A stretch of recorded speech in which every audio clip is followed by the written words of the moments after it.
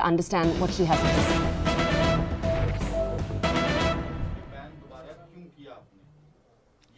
जी देखिए, किसी भी एक्ट में कहीं भी नहीं लिखा गया कि मोबाइल फोन वोटिंग में बैन होते हैं, बेशर्ते वो साइलेंट होने चाहिए। तो रोका, कोई रिस्ट्रिक्शन नहीं लगाई गई थी और आप साफ साफ फुटेज में देख सकते हैं। मैंने कहा था आप अपने विवेक के हिसाब से मोबाइल फोन ले जाना चाहते हैं तो ले जा सकते हैं, नहीं ले जाना सकते तो नहीं ले जा सकते। उन्होंने बेफालतू में इसका मुद्दा उठाया। अदरवाइज हमने अपने वकीलों से भी सलाह ली, उनको कंसल्ट किया। कहीं भी ऐसा प्रावधान नहीं है कि मोबाइल फोन वोटिंग के दौरान नहीं अंदर ले जाए जा सकते। ये अब मतलब बिल्कुल शुरू से चुनाव कराने की प्रक्रिया को क्यों नहीं माना जा रहा, उसके पीछे क्या टेक्निकल कारण है, अगर वो समझा सकते हैं? जी देखिए, जो वोट डल चुके हैं हम उसको इनवैलिड कैसे मान सकते हैं? और कोई हमारे पास कुछ ऐसा लीगल रीजन या कोई वैलिड रीजन भी तो होना चाहिए था कि हम उन जो वोट को जो बॉक्स में डल गए हैं हम उसको इनवैलिड करार करें। तो हमको ऐसा कोई लीगल रीजन दे ही नहीं पाए थे वो पार्षद। बीजेपी ये भी कह रही है कि मेयर और डिप्टी मेयर के चुनाव में तो फोन अलाउ नहीं था, तो स्टैंडिंग कमेटी में क्यों किया गया? जी देखिए, मैंने आपको जैसे पहले बोला, कहीं भी ऐसा प्रावधान नहीं है कि मोबाइल फोन वोटिंग के दौरान अंदर नहीं ले जा सकते, बेशर्ते वो साइलेंट हो।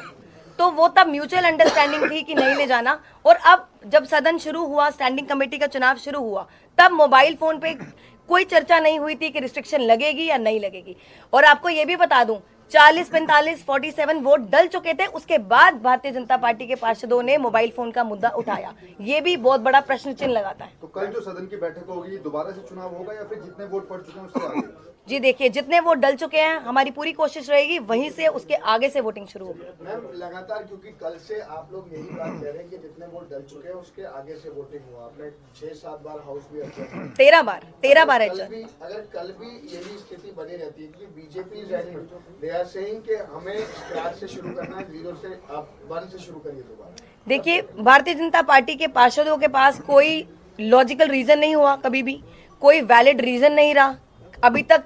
पहले भी जितनी बार भी सदन स्थगित हुआ है, असंवैधानिक तरीके के लॉजिक दिए गए, गैर कानूनी लॉजिक दिए गए। तो अगर कोई ऐसा लीगल रीजन होगा तो हम विचार करते। कुछ ऐसा लीगल रीजन है ही नहीं कि हम उस पर विचार करते। नहीं, एक चीज ये है कि भाई आपने कभी ऐसा कभी सुना है? ये अपने आप में एक हास्यास्पद और तानाशाही पूर्ण मांग है। कहीं किसी बूथ पे वोट पड़ रहा हो और अचानक 100 लोग आए और वहां नारा लगाने लगे, कहने लगे कि साहब ये वोट जो अब तक पड़े इसको कैंसिल मानो और फिर से वोट कराओ। ऐसा कभी सुना है? मतलब ये क्या एक तानाशाही और गुंडागर्दी का आचरण है भाई। जिन लोगों ने वोट डाल दिया अपना, उसमें बीजेपी के भी लोग हैं, उसमें आम आदमी पार्टी के लोग भी हैं, उन्होंने अपना वोट डाल दिया ना, उनके वोट दोबारा कराया जाए, इसके कारण क्या है, क्या वजह है उसकी? अभी आपको मेयर साहिबा ने बताया कि भाई जो एक्ट है उसमें भी कहीं मोबाइल पर रोक नहीं है कि मोबाइल नहीं ले जा सकते। जबरदस्ती, क्योंकि हर चुनाव ये हार रहे हैं, मेयर में हार गए, डिप्टी मेयर में हार गए, स्टैंडिंग कमेटी में हारेंगे, तो हार से इतना बौखला। मतलब दिल्ली के 2 करोड़ लोगों ने हरा दिया, वो नहीं माना। मेयर में हार गए, डिप्टी मेयर में हार गए, वो नहीं पचा पा रहे। अब स्टैंडिंग कमेटी में हार रहे हैं, वो नहीं पच रहा इनको। तो मोटे मोटे तौर पे यही कारण है कि ये अपनी हार को पचा नहीं पा रहे हैं। दिल्ली के 2 करोड़ लोगों का जनादेश मानने के लिए तैयार नहीं है। और संविधान, लोकतंत्र और सर्वोच्च न्यायालय, तीनों को चुनौती अकेले ये लोग दे रहे हैं कि हम कुछ नहीं मानेंगे, हम जैसे चाहेंगे मनमाने ढंग से चलाएंगे। दूसरी बात, मान लीजिए कि 1 से वोटिंग शुरू होती है, फिर से 50 या 100 वोट डलने के बाद वो कह दे कि नहीं अब फिर से 1 से शुरू कराओ। फिर से 50 वोट डलते हैं, वो कहेंगे फिर से 1 से शुरू कराओ। फिर 50 वोट डलेंगे, वो कहेंगे फिर से 1 से शुरू करवाओ। क्या आधार है कि 50 वोट जो डल चुके हैं उन वोट को इनवैलिड करार करके, उनकी काउंटिंग को इनवैलिड करार करके फिर से वोटिंग शुरू कराया जाए? ये कैसा प्रेसिडेंट है? आप हमें लोकतंत्र में ऐसा प्रेसिडेंट दिखा दीजिए कि बिना किसी कारण के जिनके वोट डल गए हैं उनको कैंसिल करार कर दिया जाए। इस आधार पर तो कभी भी चुनाव नहीं हो सकता, क्योंकि हर चुनाव के बीचों बीच भारतीय जनता पार्टी खड़ी होगी, 200 वोट के बाद करेगी नहीं जी अब 1 से कराओ, अब फिर से 1 से कराओ। तो बिल्कुल लोकतंत्र की धज्जियां उड़ा रही है बीजेपी। मेरी भारतीय जनता पार्टी से एक अपील है, दिल्ली की जनता के जनादेश को स्वीकार करिए। आपने 15 साल एमसीडी में शासन किया, अब दिल्ली की जनता ने आपको बाहर फेंक दिया है, आपको चुनाव हरा दिया है, आम आदमी पार्टी को भारी बहुमत से एमसीडी में जिताया है। अब एमसीडी की में आम आदमी पार्टी की सरकार बनने दीजिए, 5 साल हमें काम करने दीजिए, यही लोकतंत्र है। अगर हम काम नहीं कर पाते हैं तो 5 साल बाद दिल्ली की जनता हमें निकाल के आपको फिर से चुन लेगी, आपको फिर से मौका मिलेगा। लेकिन दिल्ली की जनता के जनादेश को स्वीकार करिए और लोकतंत्र का सम्मान करिए। ये पॉइंट बोल दो सर, ये आ ही नहीं रहे क्या? ये दिल्ली का जो चुनाव हुआ था उसमें भी आप देखिए कि एमसीडी का जो चुनाव हुआ था उसमें साफ तौर पे लिखा हुआ है कि voters can now carry mobile to poll booths. Poll booths के ऊपर वोटर जो है वो मोबाइल ले जा सकता है। ये दिल्ली का जो निर्वाचन आयोग है जिसने एमसीडी का चुनाव संपन्न कराया था उसमें लिखा हुआ है।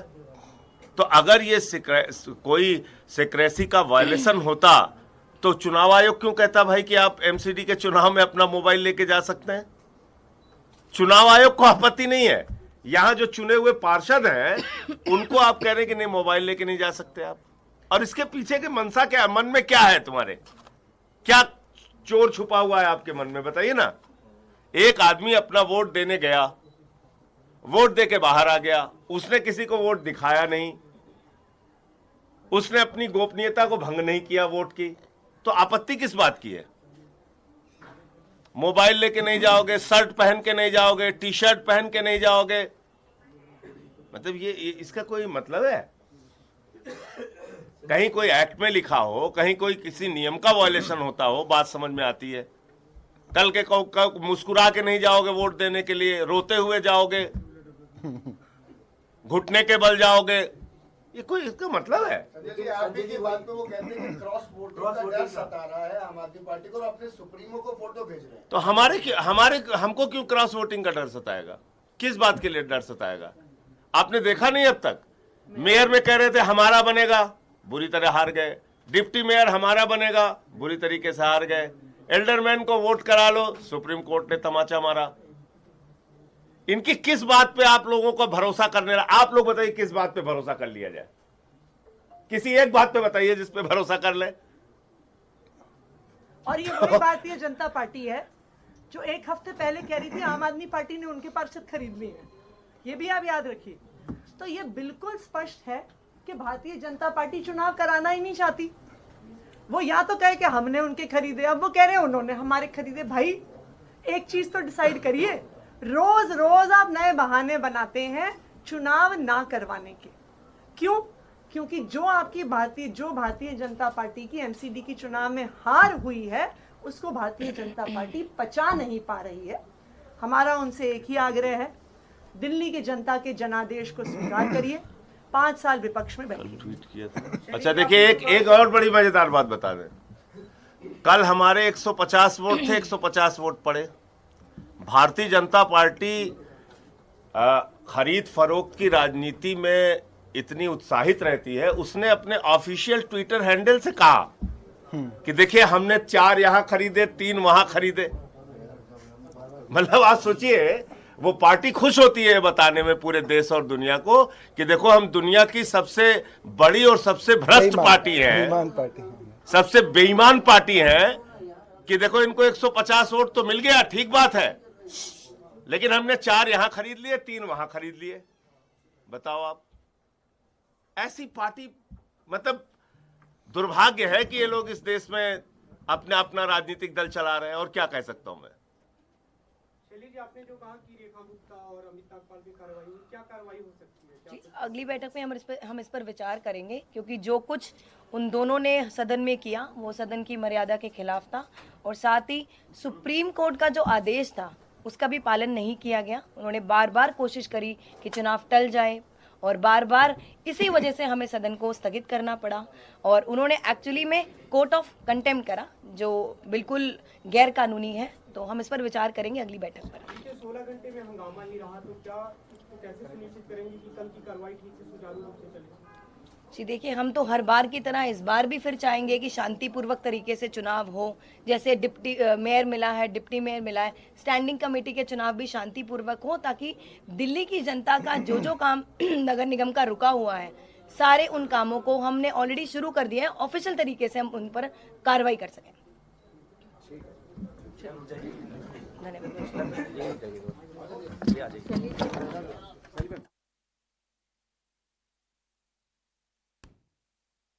Okay, the clashes that we're seeing taking place, why are they taking place? The goal of what happened last night was the hope that there would be the election to pick 6 members of the apex decision-making body. This is the standing committee body. This is where all of the power will lie when the MCD is smoothly functioning. Now, yesterday, the BJP made the allegation that during the secret voting for the standing committee, some councillors were taking photographs of their ballots on their mobile phones. That is why the Aam Aadmi Party right now and the Aam Aadmi Party's leaders came out and said that there were no rules about the usage of mobile phones. Let's go over to my colleague Shireen, who's been bringing us ground reports of what took place yesterday. Shireen, can you tell us, one side saying, look, there are no rules against phones, the other side saying phones were used to take photos. What do our reporters say took place last night? Well, there were in fact some of the councillors of the Aam Aadmi Party which in fact entered the house with mobile phones, which the Aam Aadmi Party themselves are not denying it. But the fact is that the Aam Aadmi Party right now, which did a press conference, has in fact been asking that what is the harm in that. I am joined by one of the BJP councillors over here. Aam Aadmi Party ने अभी press conference करी, उन्होंने बोला कि दिक्कत क्या है, अगर फोन लेके आ गए तो क्या ऐसा तो कुछ मतलब जो भी है, जो secret ballot है वो तो चल ही रहा है, तो दिक्कत क्या है इसमें? Ma'am, see, I'll tell you very honestly, what is the definition? So first I'll tell you the definition of a secret ballot. A secret ballot means a ballot which has to be secret. That is why it is called a secret ballot.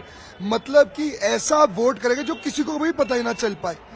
तो जब आप phone लेकर जा रहे हो, अंदर जाके photo खींच के आप अतिशी जी या दुर्गेश पाठक जी या केजरीवाल जी को भेज रहे हो, तो वो सीक्रेट कैसे रह गया? It is not secret, absolutely not secret. ये बहाने हैं बीजेपी के कि बीजेपी ये जो इलेक्शन है स्टैंडिंग कमेटी का वो कराना नहीं चाहती, तो ये बहाने हैं, एक एक बहाने हर घंटे पे लेके आते हैं. ठीक है, तो मैम आप मेरी बात सुनिए. पहले इन्होंने बोला, देखिए पहले ही तो एक बात माने, अगर हमारा एक पार्लियामेंट है तो उसमें लॉ एक ही चलेगा, ठीक है ना. दो कानून एक सदन नहीं चला सकते कभी भी नहीं. There can not be a left and a right together. तो क्या हुआ, पहले मेयर का इलेक्शन हुआ, एक कानून बना कि भैया फोन अलाउड नहीं होंगे. इनके लीडर ऑफ हाउस उठे, बोला फोन के साथ साथ पेन्स भी अलाउड नहीं होंगे. हमने कहा बिल्कुल ठीक बात बोली, दोनों डिसअलाउ कर दिया. मेयर का इलेक्शन हो गया, डिप्टी मेयर का इलेक्शन हो गया. जैसे स्टैंडिंग कमेटी में इनको पता इनके कुछ पार्षद इनको छोड़ चुके हैं और इनकी एंटी वोटिंग करेगा, इन्होंने उस टाइम बोला 15 मिनट बाद एडजर्न होगा. 15 मिनट बाद इन्होंने बोला जी मैडम आई 1.5-2 घंटे बाद, बोलती अब वोटिंग कैसे होगी, सब फोन अलाउड है अंदर ले जाने. तो उसके बाद हंगामा हमने देखा वहां पे. तो इसके बाद में एक और चीज बोलना चाहता हूँ. फिर 50 वोट बाद जब हमने ज्यादा ही हंगामा करा, उन्होंने रियलाइज करा उनकी गलती है. उन्होंने बोला ठीक है, अब एक काम करो, फोन नहीं अलाउड. मतलब वो मान गई अपनी गलती. अगर उन्होंने गलती करी है और 50 वोट डले हैं, तो automatically by default they have to be void. अगर एक हेड मान गया कि हाँ मेरी गलती थी और अब तुम फोन डिसअलाउड है, उसके बाद अब कैसे अलाउ कर सकते? तो अब जो वोट डले हैं, तो अब बीजेपी अब करीब 6-7 वोट डले हैं शायद अभी तक जो है. नहीं ज्यादा, 50 वोट डले हैं. तो अब आप बीजेपी का क्या मांग है, क्या कंटिन्यू करेंगे, कल क्या इलेक्शन मांगे हैं वही रहेंगी. पहला, फोन नहीं अलाउ होगा अंदर. दूसरा, वोटिंग नंबर 1 से स्टार्ट होगी. ये 50 वोट वॉइड है. क्यों? क्योंकि law and constitution is above all, is above the mayor, is above the CM and is above the nation. So that is what the BJP stand is, that they want, as of now, 50 votes have in fact been put forth, and now those votes should in fact be counted as null and void, and there should in fact be a repolling, is what the BJP has been saying. But the Aam Aadmi Party in the press conference has made it clear they are only going to continue after the 50 polls. Right now they have around 50 votes that has in fact been done so far. They are going to continue with that tomorrow at 10 a.m. Shireen, just stay with us. Our colleague Anshul is now getting us what the Aam Aadmi Party has to say. Let's take a very quick look. I believe he's interviewing Aam Aadmi Party senior leader Atishi as we speak. So yes, I just spoke to Atishi just a few moments ago, and where she clearly said that the future strategy is going to be chalked out in the next few minutes once the people from here actually start to leave for the Aam Aadmi Party office, where the CM has also called all the councillors and the senior members of the Aam Aadmi Party. If you see, all these people are now leaving for the Aam Aadmi Party office, where the future course of action will be decided. So yes, it remains to be seen what is the future course of action. But yes, the allegations are pretty simple that